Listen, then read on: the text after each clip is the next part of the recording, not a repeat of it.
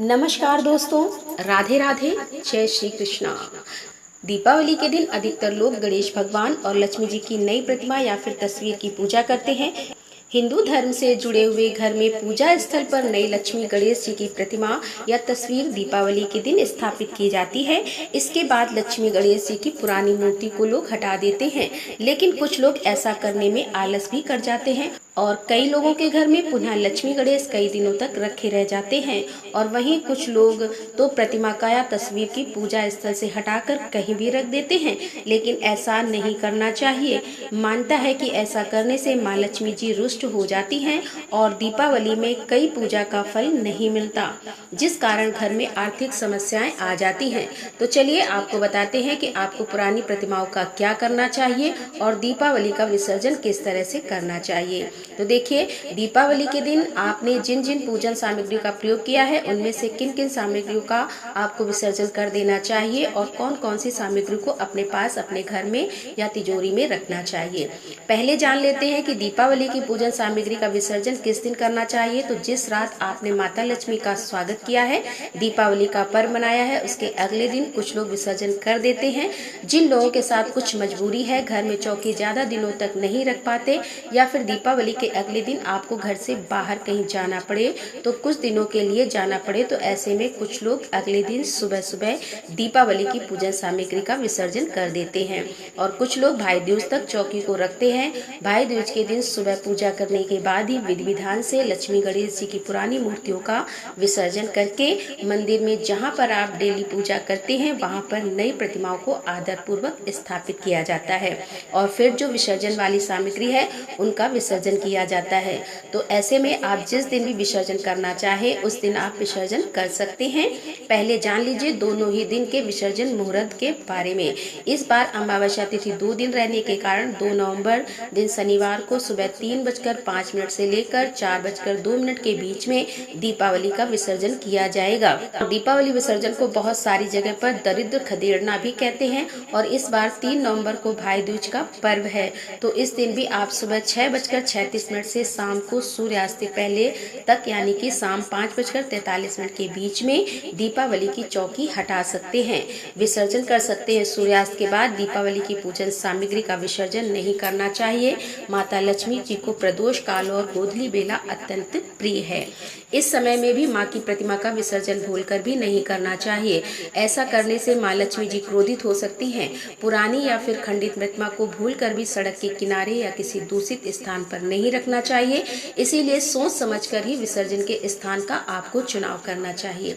अगर आपने कलश की स्थापना की है तो सबसे पहले हम कलश में जो भी सामग्री है उनका विसर्जन करेंगे। तो आप एक पात्र ले लें जिसमें आपने पूजा जितने भी पुष्प अर्पित किए हुए हो, बासी हो गए हों, उन्हें आप अलग रख लें।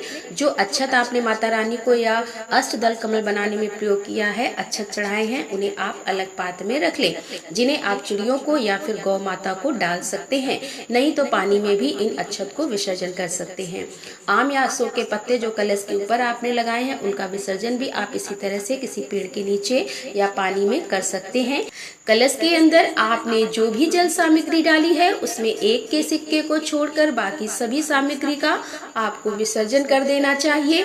अगर आपने कलश के ऊपर पानी वाले नारियल की स्थापना की है तो अधिकतर लोग तो इस नारियल को प्रसाद के रूप में ग्रहण कर लेते हैं, यानी नारियल तो तोड़कर उसे प्रसाद रूप में बांटकर खुद भी ग्रहण करते हैं और कुछ लोग इस नारियल को एक लाल कपड़े में बांधकर अपने घर के मुख्य द्वार पर लटका देते हैं ताकि घर परिवार को या किसी भी सदस्य को बुरी नजर ना लगे।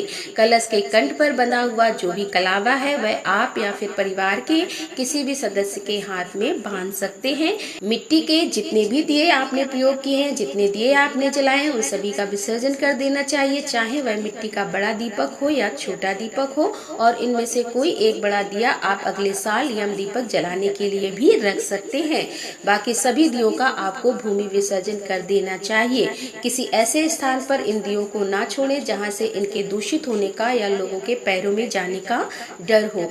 और इसके अलावा आप इन सभी मिट्टी के दियों को इकट्ठा करके उन्हें बारीक बारीक तोड़कर अपने घर में जो बिक्री है गमले हैं वहां पर भी डाल सकते हैं। दीपावली की पूजा में आपने जिस भी औषधि को अर्पित किया है या आपने 7 तरह के अनाज माता लक्ष्मी जी को समर्पित किए हैं तो उन्हें आप अपने प्रयोग के लिए रख सकती हैं। अपने किचन में जो भी औषधि है जैसे मसाले के रूप में आपने अर्पित किए होंगे लौंग, सुपारी, इलायची आदि उन्हें वापस से आप डाल लीजिए और फिर उसका बाद में आपको इस्तेमाल कर लेना है। और जो भी सत नाज है या 7 तरह का नाज है आपने माता लक्ष्मी जी को चढ़ाए हैं उनका भी आप सभी को सेवन कर लेना है। यानी जो अभी किचन में आपके डिब्बे वगैरह होंगे आप उनमें वापस से डाल सकते हैं। आपने जो भी सामग्री जो औषध धन्वंतरी भगवान को, कुबेर देवता को अर्पित की हुई है जैसे लौंग, सुपारी, इलायची प्रसाद के रूप में सभी सदस्यों को चाहे 1-1 की मात्रा में सही सेवन करना चाहिए। ऐसा करने से एक तो आप स्वस्थ और निरोगी बने रहेंगे, दूसरा यदि आप पर किसी नकारात्मक शक्ति का असर है या आप लोगों को बुरी नजर जल्दी लगती हो तो वह नजर भी नहीं लगेगी। माता लक्ष्मी जी को आपने जो भी गोमती चक्र, कौड़ियां अर्पित किए हुए हैं उन्हें आप फिर से वापस अपने घर के मंदिर में माता लक्ष्मी जी के चरणों में रख दीजिए। मिट्टी के एक दीपक में या किसी पात में रखकर आप उन्हें हर दिन पूजा कर सकते हैं। जो पोटली बनाने के काम में आ सकती है उसे आप लाल कपड़े में बांधकर या लाल थैली में बांधकर, जिसे धन की पोटली कहा जाता है, उसमें बांधकर आप अपने घर में रख सकते हैं जहां कहीं भी आप धन रखते हैं। जैसे कि आपने साबुत धनिया चढ़ाया होगा, हल्दी की गांठ अर्पित की होगी या आपने शंख को अर्पित किया होगा तो उनमें से आप थोड़ी थोड़ी सी सामग्री लेकर पोटली बना सकते हैं। साथ में पोटली में दक्षिणा जरूर रखें। जो मंदिर में आपने दक्षिणा चढ़ाई है उसे भी आप धन की पोटली के साथ ही रख सकते हैं। अब यहाँ पर एक प्रश्न लोगों के मन में आता है कि हर साल मंदिर में, अपने घर के मंदिर में चौकी पर कुछ दक्षिणा चढ़ाते हैं, कुछ रुपए रखते हैं, तो उनका क्या करना चाहिए। तो देखिए, वैसे तो आपको इन रुपयों को खर्च नहीं करना चाहिए और आपको हर साल इसी तरह से अपने घर की तिजोरी में इन रुपयों को रखना चाहिए। बहुत अधिक आवश्यकता पड़े तो आप इन दक्षिणा से इस दक्षिणा से मंदिर की कोई पूजन सामग्री खरीद कर ला सकते हैं, लेकिन इस दक्षिणा का आपको दान नहीं देना चाहिए, किसी दूसरे व्यक्ति को नहीं देना चाहिए। दान के लिए आप अलग से दक्षिणा दे सकते हैं। सजावट के लिए जो भी रंगोली आपने बनाई है वीर गुलाल, उसे आप किसी कपड़े की सहायता से इकट्ठा कर लें। कभी भी चौकी के आसपास झाड़ू लगाकर भी सजावट की सामग्री है उसे नहीं हटाना चाहिए। कपड़े से आप हटाकर उसे फिर किसी पौधे या नदी में आदि में आपको विसर्जन कर देना चाहिए। जो भी खील, खिलौने, बतासे, फल, मिठाई आपने दीपावली की पूजा में अर्पित किए उन्हें प्रसाद के रूप में बांटना चाहिए और खुद भी ग्रहण कर लेना चाहिए। ठीक है। जो पान के पत्ते माता रानी को या गणेश भगवान को आपने भोग में अर्पित किए हैं उनका विसर्जन कर देना चाहिए। आप पानी में विसर्जन कर सकते हैं, नहीं तो गौ माता को खिला सकते हैं। और आपने कमल गट्टे आदि जो भी चढ़ाए हैं उन्हें आप घर की तिजोरी में रख सकते हैं। इसके अलावा मंदिर में आप जहाँ पूजा करते हैं वहाँ पर कौड़ियों के साथ ही आप कमल गट्टे को भी रखकर हर दिन उनका पूजन कर सकते हैं। माता लक्ष्मी जी को श्रृंगार सामग्री भी इस दिन अर्पित की जाती है। तो श्रृंगार की सामग्री आप यदि सुहागिन महिला हैं तो आप स्वयं प्रयोग कर सकती हैं। कुछ को आप अपने परिवार में अपनी सासू माँ को या अपनी जो भी बड़ी ननद जेठानी है उन्हें आप दे सकते हैं। बाकी की श्रृंगार सामग्री आप किसी निर्धन सुहागिन महिला को दान में दे सकते हैं। अधिकतर विसर्जन के समय हम अक्षत छिड़क कर विसर्जन करते हैं। तो जो प्रतिमाएं होती हैं उन पर पहले अक्षत छिड़के, उसके बाद उनका विधि विधान से विसर्जन करते हैं। लेकिन दीपावली के विसर्जन में आपको माता लक्ष्मी जी के ऊपर अक्षत छिड़ककर विसर्जन नहीं करना चाहिए, क्योंकि हम दीपावली के दिन महालक्ष्मी जी का आवाहन करते हैं ताकि वे हमारे घर में स्थायी रूप से वास कर सके। कलश की स्थापना अगर आपने की हुई है तो उसमें रखे हुए जल को आप अपने घर के हर कोने में, हर दीवार पर थोड़ा थोड़ा छिड़क दें। ध्यान रखिएगा, टॉयलेट बाथरूम की जगह पर पवित्र जल को कभी नहीं छिड़का जाता। और उसके बाद थोड़े जल को मुख्य द्वार पर छिड़क, छत पर, बाहर, घर के अंदर बाहर आपको छिड़काव करने के बाद जो जल बच जाता है उसे अपने घर के किसी पवित्र पौधे के नीचे, किसी भी पौधे में विसर्जन कर देना चाहिए। और अगर मिट्टी के कलश की स्थापना की है तो उसका भी आप विसर्जन कर सकते हैं। धातु का कलश है तो उसे अगली बार पूजा के लिए आप वापस से रख सकते हैं। अब कलश विसर्जन और भी पूजन सामग्री जैसे अक्षत आदि, इनका तो विसर्जन हम कर चुके हैं। अब बारी प्रतिमाओं को हटाने की यानी प्रतिमा विसर्जन की है। तो देखिए, बहुत से लोग दीपावली के दिन धातु की मूर्तियां खरीद कर लाते हैं। यदि आप धातु की मूर्तियां की पूजा कर रहे हैं तो उनका विसर्जन आपको नहीं करना चाहिए। और अगर आप केवल मिट्टी की प्रतिमाएं खरीद कर लाए हैं और आपको मंदिर में पहले से ही पुरानी लक्ष्मी गणेश जी की मूर्तियां विराजित हैं, तो सबसे पहले आप अपने घर के मंदिर में जो भी पुरानी प्रतिमाएं हैं उन्हें हाथ जोड़कर प्रणाम करें और अब तक पूरे वर्ष भर में की गई पूजा पाठ में हुई गलती के लिए उनसे सच्चे मन से क्षमा मांगे।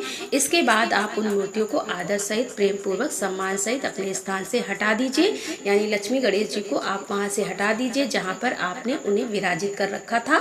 आप उन्हें किसी अखबार में लपेटकर या किसी पात्र में रखकर रख दें और उसके बाद मंदिर की चौकी पर आपने जो नए लक्ष्मी गणेश जी प्रतिमाएं रखी हैं, जिनकी पूजा आपने दीपावली के दिन की है, अब आप उन्हें वापस अपने मंदिर में रख लें जहां पर आपने गणेश भगवान की और माता लक्ष्मी जी की प्रतिमाएं पहले से स्थापित की हुई थी। ध्यान रखिएगा, माता लक्ष्मी जी का स्थान गणेश भगवान जी के दाहिनी तरफ आता है। नई प्रतिमाओं को भी सम्मान और आदर के साथ अपने घर के मंदिर में विराजित करना चाहिए। इस तरह से आप प्रतिमाओं का विसर्जन कर सकते हैं। हर साल प्रतिमाओं का विसर्जन करना आवश्यक नहीं होता। अगर आपने मंदिर में केवल पोस्टर की पूजा की है, तो तस्वीर की पूजा की है, तो आप तस्वीर या पोस्टर को अगले साल की पूजा के लिए भी रख सकते हैं। उनका विसर्जन करना जरूरी नहीं है। तस्वीर अगर कट फट गई है, खराब हो गई है, तो पोस्टर यदि कट गया है तब आप उसका विसर्जन कर देना चाहिए। अब जो प्रतिमा आपने पुरानी हटाई है उनका विसर्जन आपको विधि विधान से करना है। ध्यान रखिएगा, बहुत दिनों तक इन प्रतिमाओं को अपने घर पर रखने से पाप लगता है, दोष लगता है, माता लक्ष्मी जी रुष्ट हो सकती है। और इन पुरानी प्रतिमाओं को भी आप, यदि प्रतिमाएं अच्छी अवस्था में है, तो आप इन्हें अपने आसपास के किसी मंदिर में भी रखकर आ सकते हैं।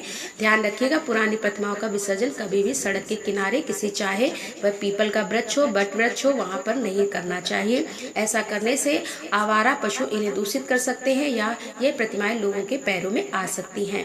जब भी आप इन पुरानी प्रतिमाओं का विसर्जन कर रहे होते हैं और आप चाहे तो इन्हें आप बहते जल में प्रभावित कर सकते हैं। इसीलिए कभी भी आप प्रतिमाओं खरीदते हैं तो सबसे पहले तो आपको इस बात का ध्यान रखना चाहिए कि वे इको फ्रेंडली हो, पानी में आसानी से घुल जाए, ताकि पानी भी दूषित ना हो और प्रतिमाओं का विसर्जन भी ठीक से हो जाए। या तो आप इन मूर्तियों का विसर्जन अपने ही घर में किसी खाली बाल्टी या टब में रखकर कर सकते हैं। आपने गणेश भगवान जी को, कुबेर देवता को या धनवंतरी भगवान को जनेऊ अर्पित किया है या कलावा अर्पित किया हुआ है, या फिर आपने अगर किसी सुपारी में कलावा लपेटकर गणेश भगवान जी का या फिर धनवंतरी भगवान का भाव करके उनकी पूजा की है, तो उनका भी विसर्जन आपको कर देना चाहिए। जो भी सुपारी का प्रयोग किया है उनका भी विसर्जन आपको कर देना चाहिए। इस तरह से विधि विधान से प्रतिमाओं को हटाने के बाद जो भी चौकी आपने स्थापित की है उसके ऊपर से जो आपने वस्त्र बिछाया उसे धोकर अगली बार की पूजा के लिए रख ले। चौकी को भी आप अगली बार की पूजा के लिए रख ले।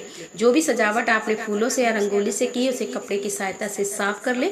जो भी फूल हैं आप उन्हें भी नदी में या पानी में, बहते पानी में विसर्जित कर दे। इसी तरह से अबीर गुलाल को भी आप किसी खाली जगह पर, किसी क्यारी, गमले आदि में डाल सकते हैं। इस तरह से दीपावली की पूजा शामिल कर विसर्जन किया जाता है। आपने जो लाल चुनरी माता जी को अर्पित की हुई है उसे आप अपने घर के मुख्य द्वार पर बाहर की तरफ गेट के हैंडल में बांध सकते हैं। इसी तरह के कलावा भी आप अपने घर के मुख्य द्वार पर या जितने भी आपके घर में दरवाजे हैं वहां पर भी आप बांध सकते हैं। इस तरह से दीपावली का विसर्जन किया जाता है।